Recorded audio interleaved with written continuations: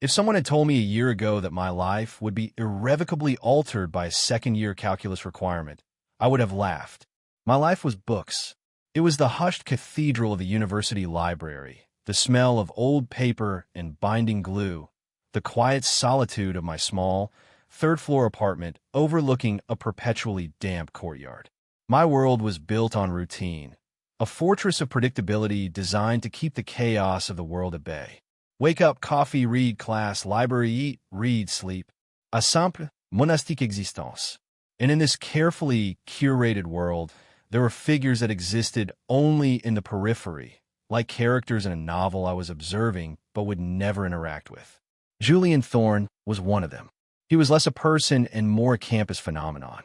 A sun god in a world of fluorescent lights and dusty chalkboards.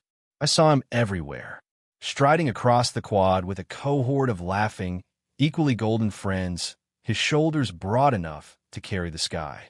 In the noisy cafeteria, his voice a low rumble that could cut through the din.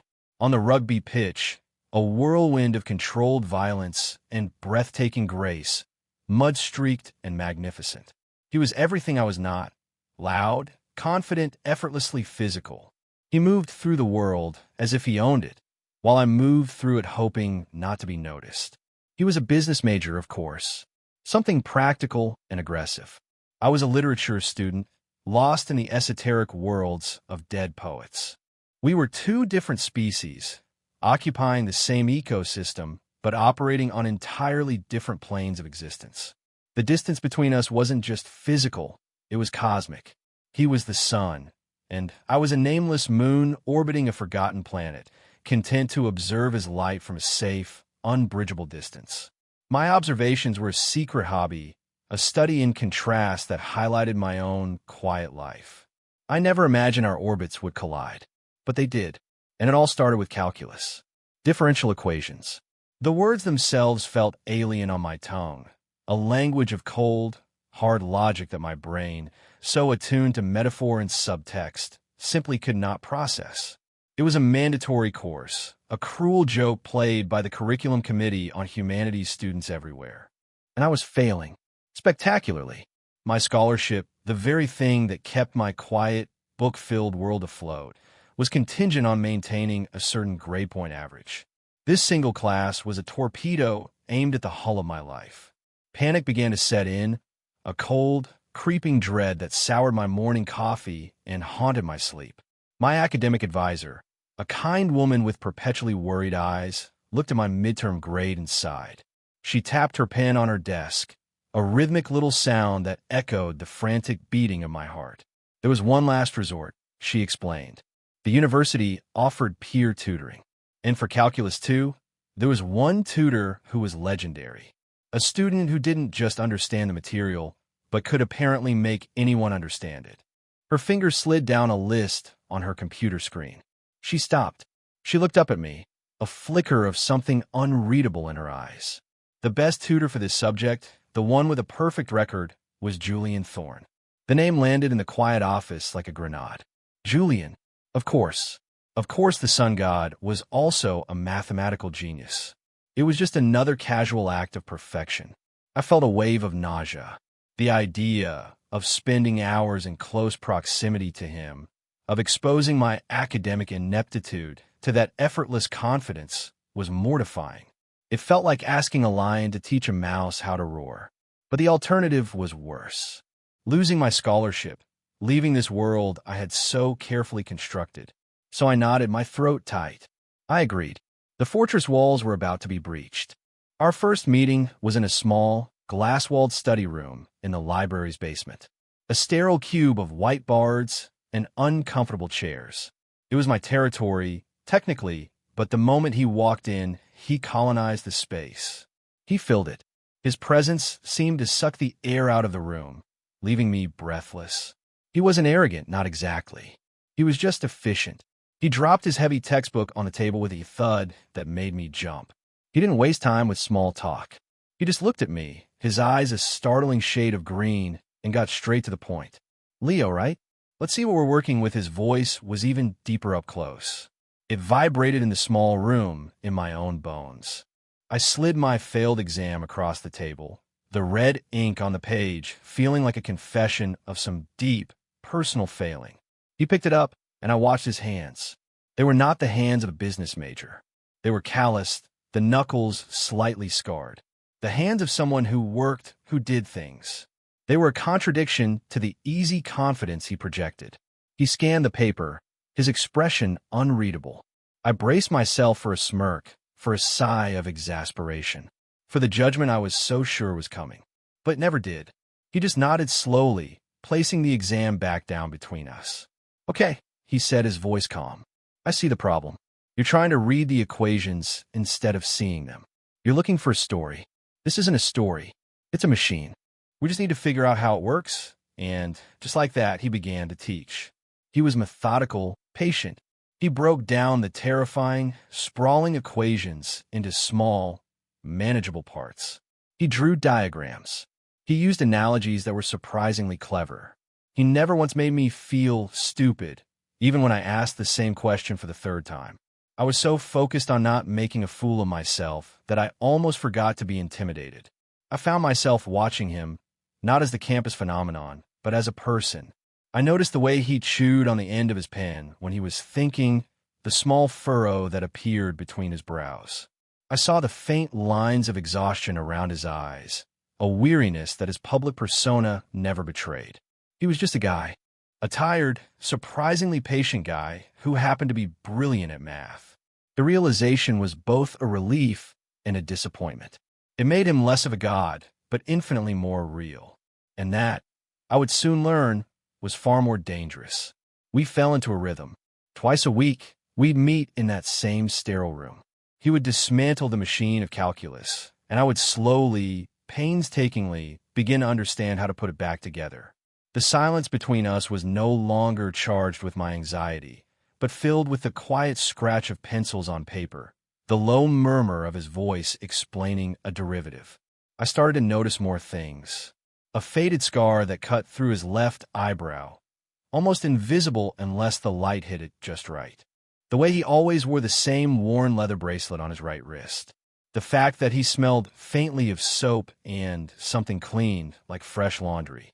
These details were tiny anchors, pulling him out of the realm of myth and into my reality. He was competent in everything. The way he explained a problem, the way he organized his notes, the way he carried himself. It was a quiet, unshakable competence that I, in my world of abstract thoughts and anxieties, found both mesmerizing and deeply intimidating. He was a creature of action and results. One afternoon, we were working on a particularly dense chapter. I was frustrated, my brain feeling like a tangled knot of yarn. He had explained a concept twice, and it still wasn't clicking. I let out a sigh, dropping my pencil onto the table. It rolled off the edge. We both bent to pick it up at the same time. Our heads were close under the small table. For a second, I could see the flecks of gold in his green eyes. And then his hand, reaching for the pencil, brushed against mine. It was nothing. A flicker of contact, skin on skin for less than a second. But for me, it was a lightning strike. A jolt of pure, unadulterated electricity that shot up my arm and detonated in my chest. My heart, a frantic bird, slammed against the cage of my ribs. Heat flooded my face. I snatched my hand back as if I'd touched a hot stove. I'm having a heart attack. This is it. This is how it ends. In a library basement, over a dropped pencil. He straightened up, the pencil in his hand. He didn't seem to have noticed. Or, if he did, he gave no sign. He just placed it back on the table in front of me, his expression unchanged. "You okay?" he asked, his voice even. "You look a little flushed." "Fine." I croaked, my own voice a stranger. "Just tired, but I wasn't fine." The ghost of his touch lingered on my skin, a searing brand. My carefully constructed fortress had been breached by the smallest, most accidental of touches. And now, a new variable had been introduced into our equation, one I had no idea how to solve. The air in the room had changed. It was thicker now, heavier, charged with something unspoken. After that, I was a wreck. Every time we met, I was hyper-aware of the space between us. I measured it, policed it. I made sure our knees didn't touch under the table, that our arms didn't brush when we reached for the textbook. I was a mess of frayed nerves and suppressed panic. Julian, for his part, seemed oblivious. He was the same as ever. Patient, focused, methodical. But I started to catch him looking at me when he thought I wasn't paying attention. A quick, searching glance that he would immediately disguise if our eyes met. Or maybe I was imagining it, projecting my own internal chaos onto his calm exterior. The dynamic between us began to shift in other ways, too. One evening, he showed up looking utterly exhausted. The usual confidence was gone, replaced by a deep, bone-weary fatigue. He struggled to explain a problem, stumbling over his words, his frustration palpable. "I'm sorry," he finally said, running a hand through his already messy hair. "My head's not in it today." He gestured vaguely at his own textbook, a dense tome on corporate finance. "This stuff, it's like trying to read a foreign language." I looked at the page. It was a wall of text, full of jargon and complex theories. But beneath it all, there was a logic, a structure, a story of a kind, the kind of abstract thinking my brain was built for. "It's about leverage," I said, surprising myself. "He's not talking about money, not really. He's talking about power, about how a small force can be used to move a much larger object. It's the same principle as an Archimedes lever." Julian stared at me. The tired, frustrated look in his eyes was replaced by something else. Surprise. Maybe even a flicker of respect. He slid his book towards me. "Show me," he said, his voice quiet. And for the next hour, the roles were reversed. I talked him through the theory, translating the dense, academic prose into simpler concepts, into metaphors he could grasp. I was the teacher. He was the student. For the first time, I felt competent. I had something to offer him besides my own confusion. The power dynamic had leveled. We weren't just the math genius and the literary idiot anymore. We were just two students sitting in a quiet room, helping each other navigate subjects that felt impossible alone. It was a small change, but it felt seismic. The distance between our worlds was shrinking. The final exam loomed, a monolith on the horizon. The night before, we had planned one last marathon study session. Not in the library, which closed at 10, but at my apartment. My quiet, solitary sanctuary. The thought of him in my personal space, surrounded by my books and my things, was both thrilling and terrifying. He arrived just as the sky was beginning to bruise with the colors of evening. He brought coffee. He seemed to fit into my small living room in a way that should have felt wrong, but didn't. He sat on my worn sofa, surrounded by stacks of poetry, and looked perfectly at home. As we worked, the world outside began to change. The wind picked up, rattling the old window frames. The sky grew dark, a heavy, ominous gray. Then came the rain. Not a gentle shower, but a violent, torrential downpour. The kind of storm that cuts the city off from the rest of the world. We tried to ignore it, focusing on the equations spread across my coffee table. But the storm grew louder, more insistent. A crack of thunder rattled the very bones of the building.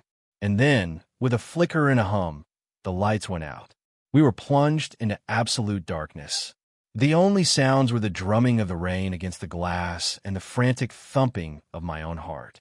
The sudden intimacy was suffocating. We were two people trapped in a small, dark space. The carefully maintained distance between us had vanished. "Well," Julian's voice came out of the blackness, startlingly close. "That's not ideal." I fumbled for my phone, my hands shaking.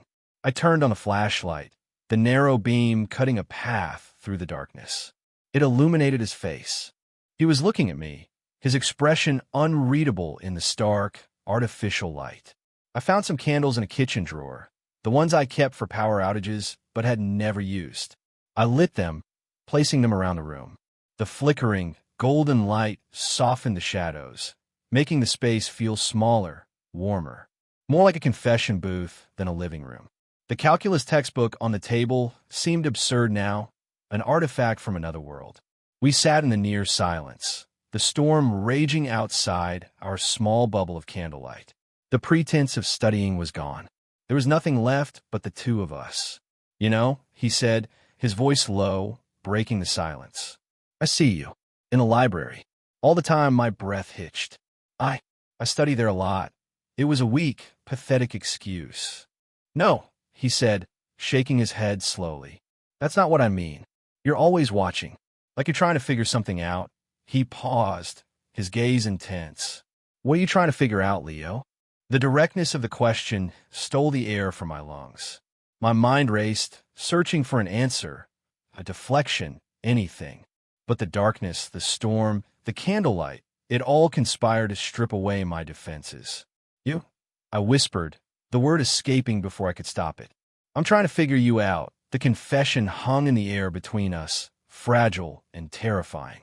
I expected him to laugh, to be weirded out, to get up and leave, storm or no storm.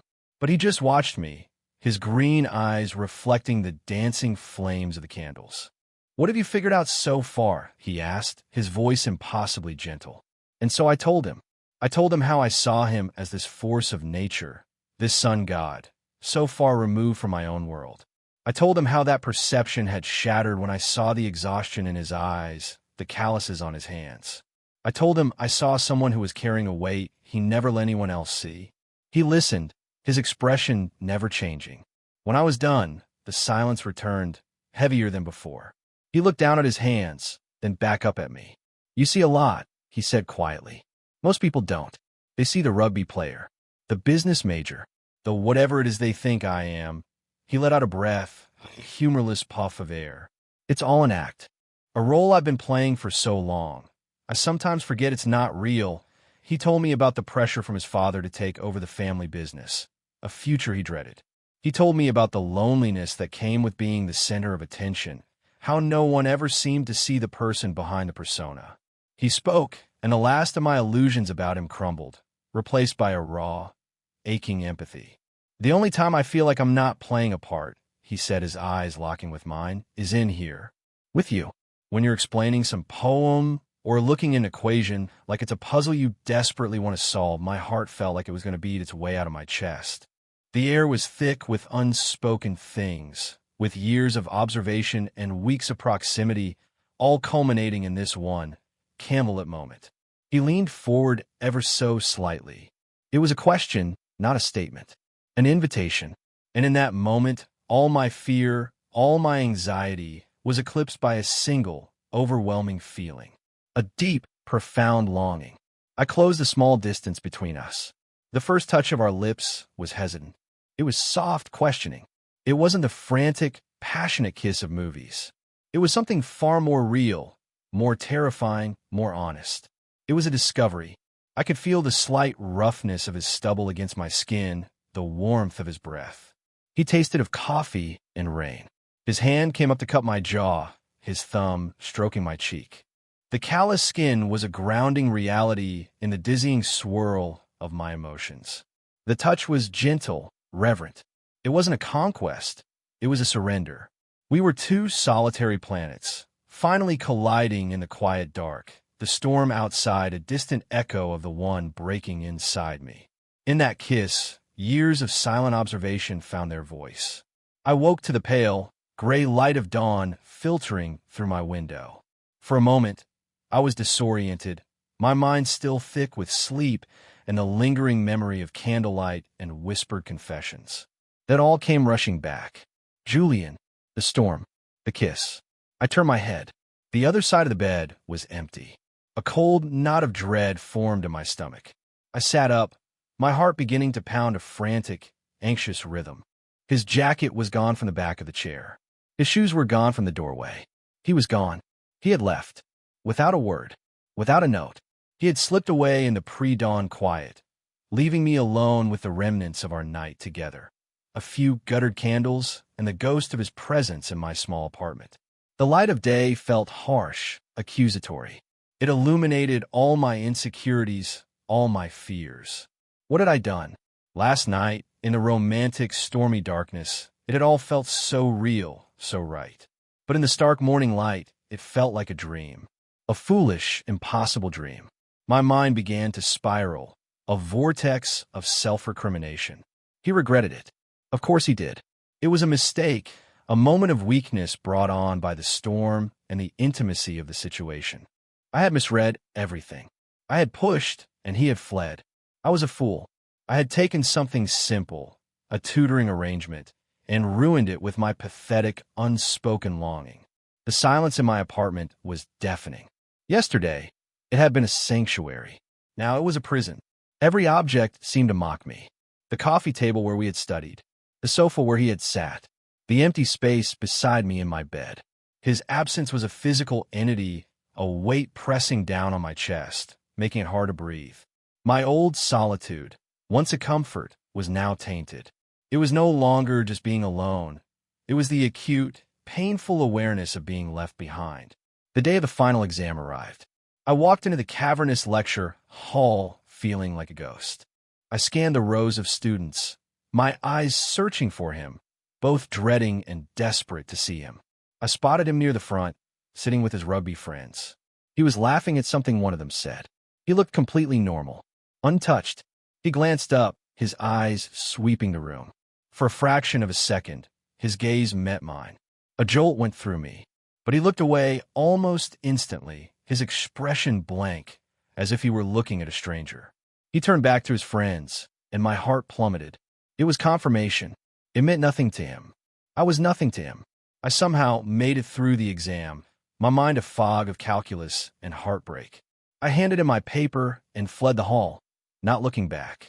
The days that followed were a special kind of hell. The semester was over. There was no more tutoring, no more built-in reason to see him. I retreated back into my fortress, but the walls felt thin and fragile now. The silence I had once cherished was now filled with the echo of his voice, the memory of his touch. I saw him once from a distance, walking across the quad. He was alone. For a moment, I thought he was walking in my direction. My heart leaped into my throat. But then he veered off, heading towards the business school, and the hope that had flared within me died just as quickly. He didn't look for me. He didn't see me.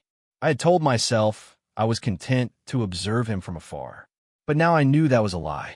I had tasted connection, real and tangible, and being thrown back into the cold vacuum of observation was unbearable. The world had returned to its normal axis, and I hated it. 5 days. 5 days of silence. 5 days of me replaying every moment, every word, every touch, analyzing it, dissecting it, torturing myself with it. I had convinced myself it was over. I needed to forget him, to rebuild my walls, to go back to the safe, predictable life I had before. Then on the 5th night, there was a knock on my door. It was late, after 11. My heart hammered against my ribs. No one ever knocked on my door this late. I crept to the door, my breath held tight in my chest, and looked through the peephole. It was him. Julian was standing in the dim hallway, his shoulders slumped. He looked lost. The effortless confidence was gone. He looked as tired and as vulnerable as he had the night of the storm. My hand trembled as I unlocked the door. I opened it just a crack, peering out at him. He didn't say anything at first.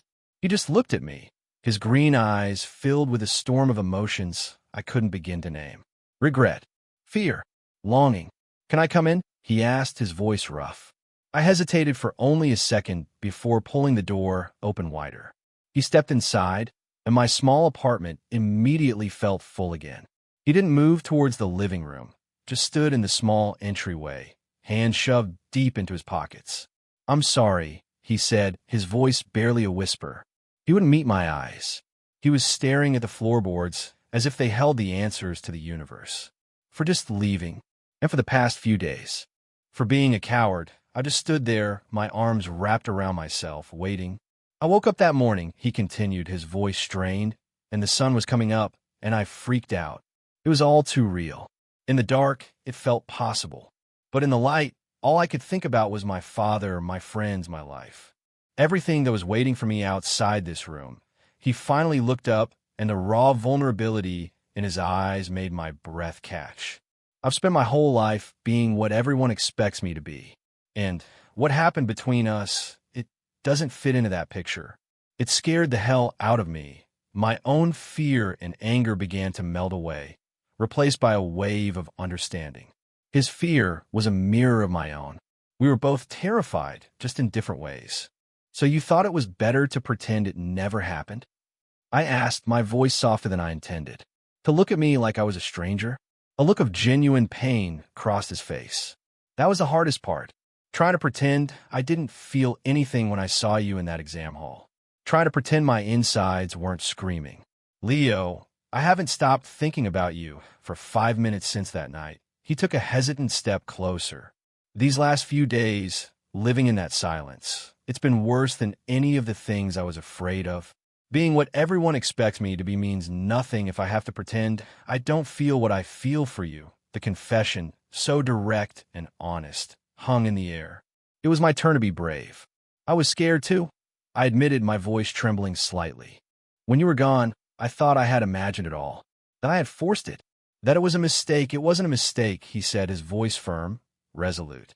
He closed the remaining distance between us, his hands coming up to gently cup my face. His touch was electric, just as it had been the first time, but this time there was no accident. It was deliberate. It was a choice. It was the only real thing that's happened to me in a very long time. He leaned in and kissed me again. This kiss was different from the first. It wasn't hesitant or questioning. It was a statement. It was full of apology and relief and a desperate, bone-deep need. It was a promise. When we finally broke apart, he rested his forehead against mine, his eyes closed. I could feel the slight tremor in his hands. I'm done running, he whispered. I don't want to go back to that silence. He reached into his pocket and pulled out his keys. The familiar clink of metal filled the quiet room. With a steady hand, he unhooked the small ring and slid my spare apartment key, the one I had given him for our late-night study sessions, onto his own keychain. He held it up between us, the small brass key nestled amongst his others. It was such a simple gesture, but it was everything. It was a tangible act of commitment, a symbol that my world and his world were no longer separate. He wasn't just a visitor here anymore. He belonged. I'm not going anywhere, he said, his voice thick with emotion as he clipped the ring back together. Not unless you ask me to. Don't go, I said, the words a quiet plea and a powerful declaration all at once. My fortress walls didn't need to be rebuilt. They just needed a new gate, one that only he had the key to. The days that followed were a study in a new kind of quiet. Not the quiet of solitude, but the quiet of comfort. The silence was no longer an empty void, but shared space, filled with the simple, grounding presence of another person. Mornings were the most profound change. I had always woken up alone, to the silence of my apartment. Now, I woke up to the warmth of Julian beside me, the steady rhythm of his breathing, a quiet anchor in the dawn light. He'd wake up slowly, his green eyes hazy with sleep, and he'd smile at me. A real smile, not the public one he wore for the rest of the world. A smile just for me. We made coffee together in my tiny kitchen. Our hands would brush as we reached for the same mug. But now, instead of a jolt of panic, it sent a pleasant, warm hum through my veins. We would sit at my small table, the one where we had once struggled over equations, and just talk, the calculus textbook now gathering dust on a shelf. We created a new routine, one that intertwined our two separate lives. He still had his rugby practice, and I still had my library hours, but we always came back to each other. My apartment, once my solitary sanctuary, became our shared haven.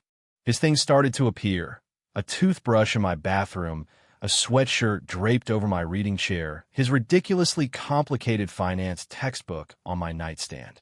Each item was a quiet declaration of his place in my life. One afternoon, we were walking across the quad, a place where I had once only observed him from a safe distance. He was talking about a frustrating practice, and without thinking, he reached out and took my hand. His fingers laced through mine, his calloused palm warm and solid against my own. My breath hitched. We were in public, in the open. I could feel the eyes of other students on us.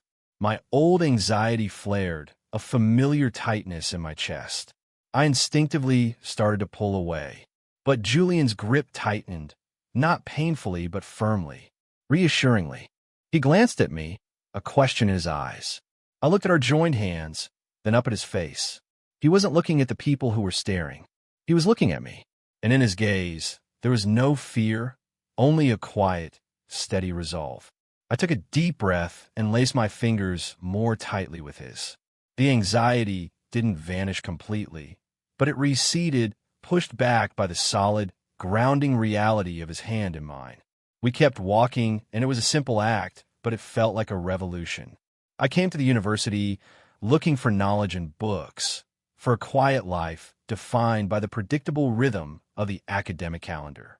I built my world around solitude because I was terrified of emotional risk, of letting anyone see the anxious, overthinking person behind my reserved exterior. My life was an equation I thought I had solved, a stable, if lonely, existence. Then Julian Thorne crashed into my life, a variable I could never have predicted. I thought he was just my tutor, a temporary solution to a practical problem. I saw him as an antagonist to my quiet life, a confident, sun-drenched figure from a world I could never belong to. But I was wrong. He wasn't the antagonist. He was the catalyst. He was the plot twist that revealed the central theme of my own story. He didn't just teach me calculus. He taught me how to be brave. He showed me that the walls I had built to keep the world out were also keeping life out. Our connection wasn't a disruption to my carefully ordered world. It was the element that finally made it feel complete. He was the unexpected variable that didn't just solve the equation, but made it beautiful. And for the first time, my quiet little world felt boundless.